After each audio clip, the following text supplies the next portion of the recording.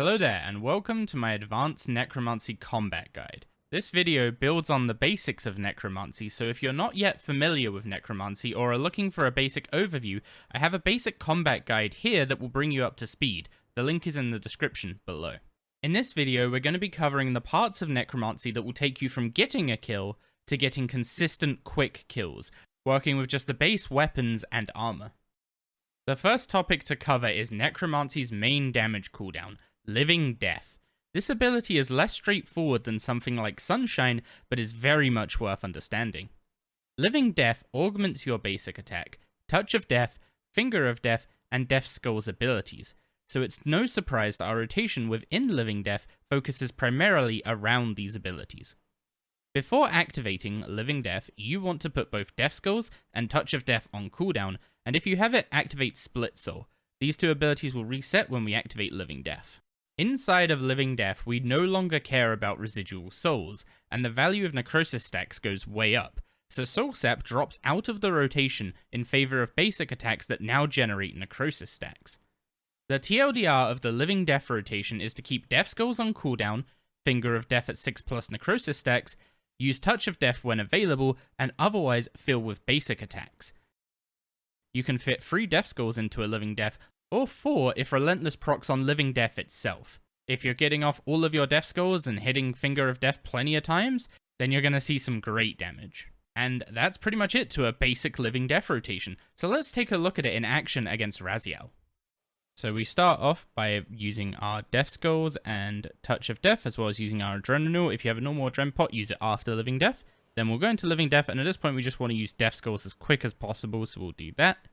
And then we'll start spending necrosis stacks on Finger of Death. Every time we have 6 necrosis stacks and the GCD won't stop us from getting the adrenaline for Death Skulls, we will use a Finger of Death, and then we'll just continue that. We will keep auto-attacking, keep Finger of Deathing, keep Death Skulls on cooldown, and just keep hitting Finger of Death whenever we have a reasonable number of necrosis stacks.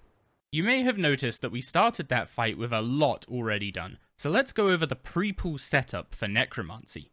First up is Conjures. These currently cost nothing to summon or command outside of combat, and even if they are updated to incur their cost, just do this step in War's Retreat at the Adrenaline Crystal.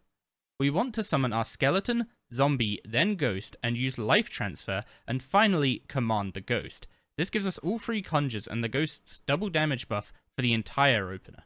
Once all the Conjures are done, activate Prayers and eat back up, then command your Skeleton, use a Vuln Bomb if you're using them, activate Split Soul if you have it, and go straight into a Death Skulls.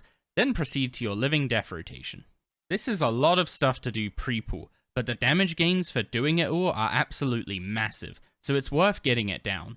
If you do make a mistake and need to try again, or have Conjures left over from the previous pull, take off your Skull Lantern to despawn them all. This will give you a clean slate to work with, but a quick reminder that incantations don't reset like abilities do when you use the Crystal at War's Retreat, so you will have to wait for Life Transfer to come back up manually. And once again, here's a quick clip of me doing the opener.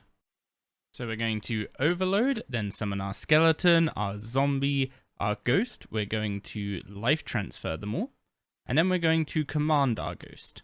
Then we'll head in, eat up, and move to our position, activate Prayers. We will command the Skeleton, throw down a Vuln Bomb, activate Split Soul, and go into a Death Skulls, and that is the opener. Next up isn't a damage increase, but since we just mentioned that taking off your Skull Lantern despawns your Conjures, that means that shield swapping isn't an option for Necromancy. That's where Lesser and Greater Bone Shield come into play. These act as shields at 25 or 50% respectively of your Necromancy level. Basically, you can view them as having a defender equipped at all times. They add rune costs to using defensives, and Greater Bone Shield uses more runes than Lesser, so while runes are expensive at the moment, it's useful to know when to use which shield. The main defensives that scale with your shield level are Resonance and Divert in the form of more healing and adrenaline respectively, and Barricade and Debilitate in the form of longer duration. If you want to get the most out of these abilities, then you should use Greater Bone Shield, otherwise Lesser Bone Shield will work perfectly fine. Now let's do a deep dive on one of the Conjures, specifically the Vengeful Ghost and its command. This Conjure is expensive to summon and command, however, that command causes the Ghost to apply a debuff that doubles incoming damage up to a cap of 35% of your ability damage. If you have spare adrenaline and an upcoming DPS phase such as phase 4 of Rasial, then it's a great way to spend that adrenaline. There are some abilities in your kit that synergize exceptionally well with this debuff, notably Bloat, Death Skulls, and Command Skeleton Warrior, so those go up in priority a little bit when the debuff is applied. As for the weapon spec for the tier 70 to 90 weapon, Death Grasp, if you have the adrenaline, you basically just want to hit this thing on cooldown. Don't sweat too much about how many necrosis stacks you have before using it, unless you need it for a very tight damage check like phase 7 of Zamorak. If you can build up necrosis stacks beforehand without capping adren, then it is worth to do so, but don't ruin the rest of your rotation over it.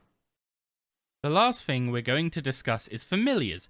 Currently Necromancy is doing very well with critical strikes, as a Death Skulls critting is a huge amount of damage, so one option is a Calgarian Demon. However, I am currently opting for a Blood Reaver as a more consistent option, with access to non-adrenaline draining healing for keeping yourself healthy during Death Skulls and Split Soul. So, with all of those topics covered, let's see it all in action against Rasial. After summoning all of our conjures, extending them, pre-commanding the ghost, we jump in, heal up, and get our prayers on. And then we're going to be commanding our skeleton, throwing down a Vuln Bomb, getting Split Soul on, and going straight into a Death Skulls, a Dren Pot, and Excalibur, because we're going to need a lot of healing, and we go into our Living Death rotation, which means Death Skulls on cooldown, and spend 6+ Necrosis stacks on Finger of Death. We don't want to be spending a Dren on Finger of Death, just a Necrosis stack. So every time it hits 6, we're going to be firing off that Finger. And then Bouncing Skulls comes off cooldown, we immediately hit it, 6 stacks, Finger of Death, and just keep building, auto-attacking and building. And then as we're coming to the end of Living Death, we're just going to fire off our last Finger of Death to spend our stacks. Now we're outside of Living Death, we're going to start pressing Soul Sap to build up residual souls for Volley of Souls. Keep building up residual souls. We're resummoning our Banshee here. So I do something where at the end of phase 3, I will slow down and deal with the Soul Volley from the boss in order to bring out a Banshee and reuse its command. This way we go into phase 4 with a new Vuln Bomb and the Banshee damage so that we get a very, very, very easy phase 4.